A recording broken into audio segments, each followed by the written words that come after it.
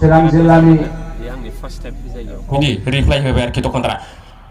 थाइनै थाइबानि साहा लोंनो फैगोन बेयाव मोसौ फैयाबा मैदेर फैगोन नामा मोनबानो बिफान लानो गियो बिफानि गासिबो बिफान लाजोब्बायनो। हेल' लोगोफोर, नोंथांमोन बयखौबो आंनि चेनेलाव बरायग्रोनानै लाग्रोनाय जाहैबाय। आसा खालामो नोंथांमोना बयबो मोजाङैनो दङ, आंबो मोजाङैनो दङ। दिनैहाय जोङो अन्थाइबारि माया क्लाबजों बानजायजानाय मुंख्लं दि जाब्रांनि मुङावहाय होनाय फुटबल खेलायावहाय वुमेन फुटबल मेट्च दङ, बेखौनो जोङो नायनो थांगोन। बे वुमेन फुटबल मेट्चआ जागोन क'क्राझार साइ आरो बेनि हेंथायै गेलेगोन Majbat health club women football team, बे मोननैजों जागोन खेलाया। दायो जोङो थांगोन। नोंथांमोना भिडिअखौ स्किप खालामालासिनो जोबजासिम नायलांबानो जाबाय। नोंथांमोननो जा एसे हायो बेखौनो आङो दिन्थिलांनो नाजागोन।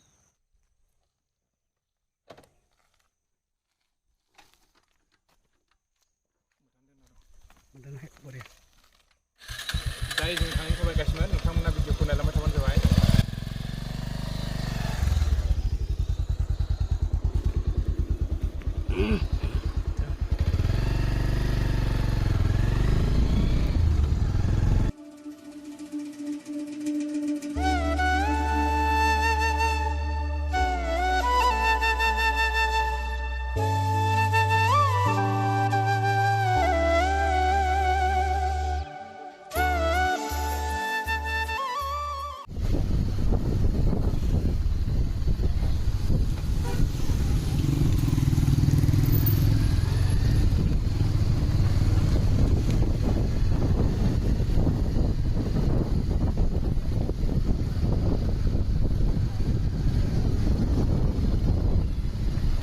दायो जोङो बेंटल सफैबाय गाइसमोन। बेंटल गेजेर गेजेर थांगासिनो दङ जोङो।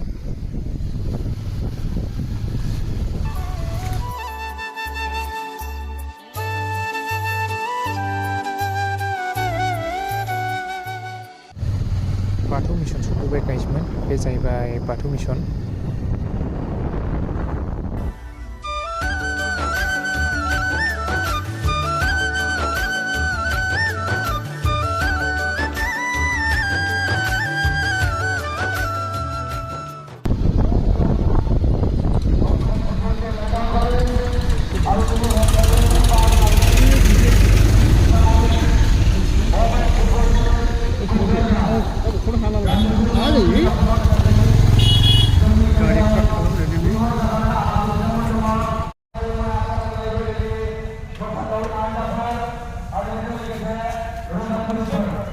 फाइनालि दायो जों सफैबाय गाइसमोन।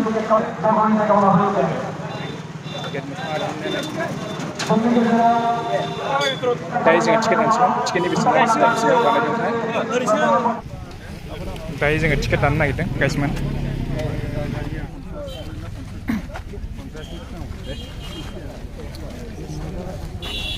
मोननै हरलाय जोङो।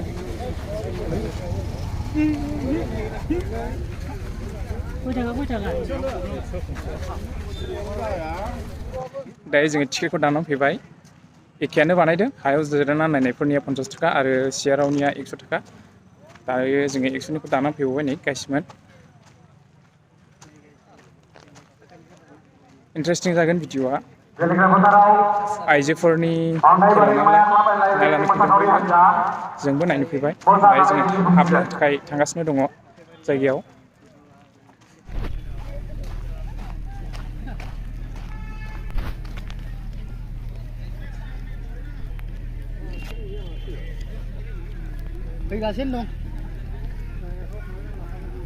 जायगाखौ एसे मोजां बासिना लानांगोन गाइसमोन, नङाब्ला सुबिदा बायदि नुनाय नङाना। जों एसे सुबिदा बासिना लानोसै। मानगोनां रायजो नोंथांमोन, दान्दिसे उनाव जोंनि हाबाफारिया जागायसिगोन आरो बिनि जागायनायनि मुङैनो अन्थाइबारि माया क्लाब लाइब्रेरिनि फोसावसावरि हान्जाया आलासि बिथांमोनखौ जोङो सिनायथि होनायजों लोगोसे मान बावनानै जों नाजावनो थाम जाबाय। गिबिसिनथारावनो जोंनि गेजेराव दङ बाजारनि चिफ एडभाइजार लोगोसे साहित्य एकाडेमि एवार्डी मानगोनां डक्टर अनजलि दैमारि अन्नानै गसंनानै गावनि सिनायथिखौ होदो आरो मेडामा जोंनि बरायनायखौ नाजावदो मान बावनायखौ नाजावदो जों बयबो आखाइ खबनायजों बिथांखौ नाजावनानै लागोन हामबाय होदों मेडाम जोंनि मान बावनायखौ नाजावनायनि थाखाय बेनि उनाव दङ जोंनि गेजेराव गेस्ट अफ अनार GSFPCC मानगोनां श्री गर्जन मोसाहारि बिथांखौबो गावनि सिनायथिखौ होनायजों लोगोसे मान बावनायखौ नाजावनो खावलायनाय जाबाय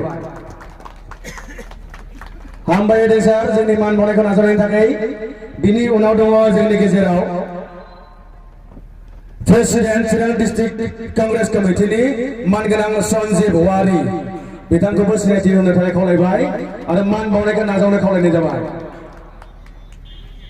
हामबाय होदों सार आरो बेजों लोगोसे जोंनि गेजेराव दङ चिरां डिस्ट्रिक्ट टाइकान्ड' एस'सिएशननि GS मानगोनां Joseph Basumatary guest of honour हिसाबै दङ जोंनि गेजेराव आरो बेजों लोगोसे जोंनि गेजेराव दङ मानगोनां रेखारानि रामसियारि बजाब सेन्ट्रेल मेम्बार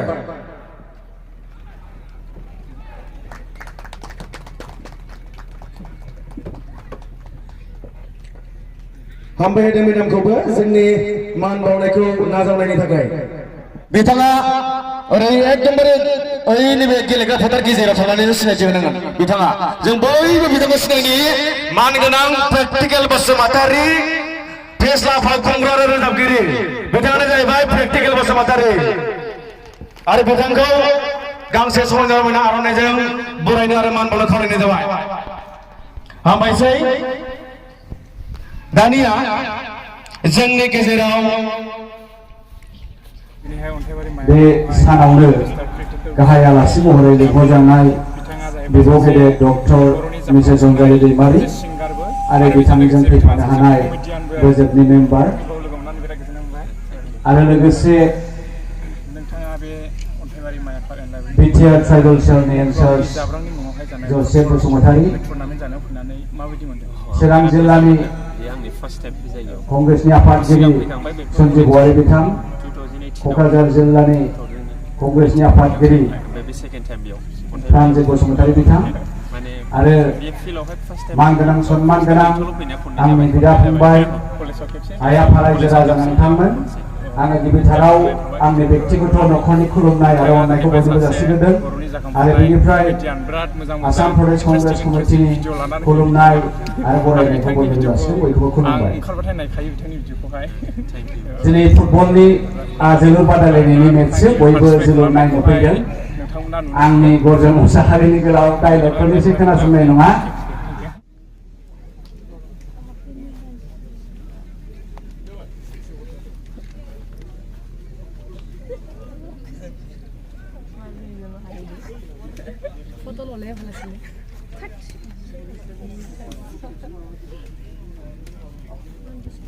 डेन्जार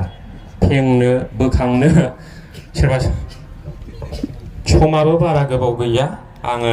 बांसिन मोनायावसो ओंखारो नालाय बिदि सानाव एसे लाजिनाय मोनो अननानै खमा खालाम दा जेखि जाया मानो आं मोनसे घटना फिसाखौ खोन्थालांनोसै माने सासे जेन्टेलमेना लामा सेरनि साहा दखानाव साहा लोंनो थांदोंमोन आरोखि बर'खौथ' बुजिजोबखागोन ना हारसाखौ आं बारा रोंलायलाङा जेन्टेलमेना माने आखाइखौ अननानै बयबो माने लामा सेरनि आरोखि ना मोसा गालखाब बादि लामायाव साहा दखान होयोना सिगांथ' ग्लास बे दिंग्रिनि ग्लासाव होयो साहा कापाव आधा किल'मिटारनिफ्रायनो सिनायहरगोन लाल साहा लोंदों ना गाइखेर साहा लोंदों नङा होमबा दाना जेन्टेलमेना बेयाव थांबाय साहा दखानाव थांबाय ओइ साहा कापसे लाबोलै गाइखेर साहा होनना बिबाय आरोखि बिबाय दाना दखानदारा लाबोबाय गाइखेर साहाथ' गोदै आरो कापाबो गुफुर सिनायो मा हाबदों मा हाबा साहापाति फिसा गरसे थांब्लाबो बेखौबो सिनायो नंगौ नाङा दाना बे कापावदि बोरै मास्रि मोसोम फिसा फैखो बिराद राग जोंबाय आरोखि जेन्टेलमेना बे माने गाइखेर साहायाव बे कापाव दिंग्रिनि ग्लास नालाय सिनायो बोरैदि मोस्रोम फिसा मासे फैखो जा रागा जोंबाय जेन्टेलमेना दखानदारखौ गोगोम रायबाय आरोखि जाम्बा बुरबक मेगन गैया नोंहा मेगन बे मोस्रोमखौ नुवाखै मोस्रोमखौ बुरबक इमान एथ' लेथ्रा नोङो हा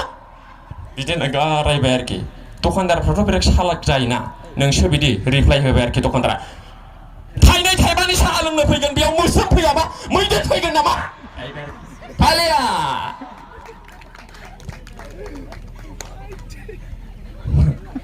आरोखि नों एम ए पासा नङा बहा प्रफेसर जानो नों नेट स्लेट पिएइचडियानो गैया बहा लेक्सारार जानो खारनोनो हाया मा फुटबल गेलेनो मेलेमानो गैया माथो मावनो हाया नोङा होमबा दा नों जेखौ सानदों नोंनाव जा दं बेसो जागोन थालिया औ नों जेखौ रोंगौ बेखौनो मोनगोन खुमब्रा बिफां गायबा माबा थादुन जागोन नामा दा बारा गोबाव गैया आं मालाबा बुंफैफिनगोन आं मेथाइ रोजाबग्रोनोसै प्लिज प्ले द मिउजिक ट्रेक आं माबायदि मोनखो आं बेखौ बुंनो हाला दा टाइम सर्ट ना बारा मिनिनोबो सम गैया दुखु मोनजानाय जायो हेल' एसे बेस होसाय आदा माइकआ साउन्ड अपारेटर प्लिज हेल' एसे बेस आरो इक' होना हो आदा अननानै जेबो माबा हेल' दालमिया सिमेन्ट मेथाइखौ आंनो लिरदोंमोन खोन्थानाय जाबाय लाजिया फांजिया अननानै आखाइ खबनानै होदो हेल' दिनैनि बादायलायनायाव बाहागो लादों Majbat health club women football team बिनि हेंथायै बादायलायनायाव बाहागो लादों Kokrajhar SAI women football team এয়া আমার খেলপথার দুটি দল হাজির হয়ে আছে আজির প্রতিযোগিতাত অংশগ্রহণ করেছে Majbat women football team Majbat health club women football team বনাম ক'ক্ৰাঝাৰ সাই ওমেন ফুটবল টিম এয়া খেলপথাৰত হাজিৰ হৈ আছে Majbat health club women football team বনাম সাই ক'ক্ৰাঝাৰ ওমেন ফুটবল টিম खेलाखौ दायो जागायजेननो नागिरबाय गाइसमेन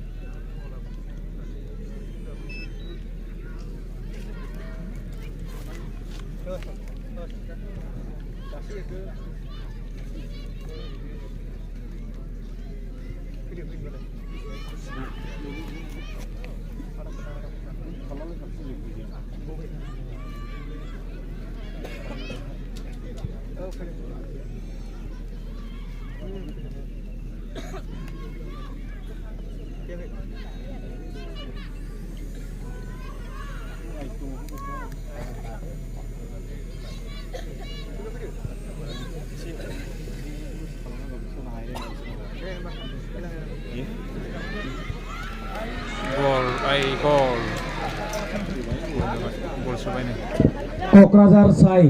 वमेन फुटबल टीमा माजबाट टीमखौ गरसे सोजेनबाय फिथाइ सामथाइल' जागोन आङो काजु बादाम नासपति आपेल आंगुर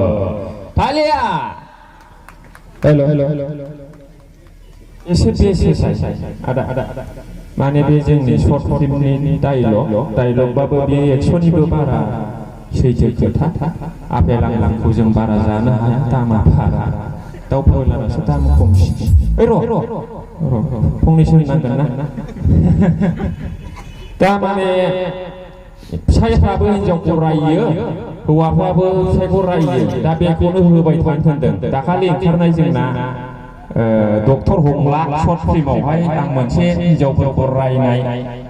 डाइलग होदों माने हिनजावा माने बिमा बिफानि न'आव गथ' गथाय फिसा सानैखौ लानानै आलासि जायो आरोखि दा बेखौ लानानैनो रायदों बेखौ नांगौनो गावनि बिमा बिफानाव आलासि जायोबा बिदि सप्तानै ओंखाम आलासि जाहैनांगौलै ओजों अमा आदार होनांगौ थास' रुनांगौ मोसौ दं दाउ दं आरो उन्दैफोरनि स्कुलाबो खुलिबाय बे हिनजावजों मा जाबावगोन आइयो मासि लोखि सारा हिनजाव मोनखो आंलाय जाहैबाय आरोखि बिदि होनना रायो हौवाफ्रा रायखायो आरो हिनजावफोरनाथ' आलदाबावसो नै बोरैथो गोदोलांखो साउन्डआलाय जा गोदोनायबाथाय जारला बिदिनो हेल' हेल' अन्नानै थांलाय ओमफ्राय हिन्जावफोरना मा मोनसिगौ हिन्जावफोरनि रायनाया जै फिसाफ्रा एसे फुल मावदोंसै डाइरेक्ट रायगोन आरोखि बियो उन्दैफोरनियाव फिफानि लायाबा बिबौनो लानोसै एसे टाइम मोनबानो फिफानि लानो गियो फिफानि गासिबो फिफानि लाजोब्बायनो फिफानि औ फिफानि लायाबा बिबौ लानांगौ नामा बिदि नङा जोंनियाव बिदिया सलिया थालिया बिदि ना गुबुन देशनिसो बियो आरो जानोसै टाइम गैला अननानै मालाबा फैफिनगोन हेल' इक'जों बेसे सेसा दा अननानै आखाइ खबन बयबो हेल' गाइस दायो बल खेलाया जोब्बाय क'क्राझार साया माजबाद टीमखौहाय 6 गल सोबाय आरो माजबादना गलसेल' सुख'फिननो हादों दायो जोङो न'आव थांफिननायसै बिदिब्ला भिडिअखौ एसेयावनो दोनथ'नोसै लोगोफोर नोंथांमोनहा भिडिअखौ मोजां मोनदोंब्ला लाइक कमेन्ट शेयार खालामनानै हो आरो लोगोसे बेल आइकनखौबो थुनानै हो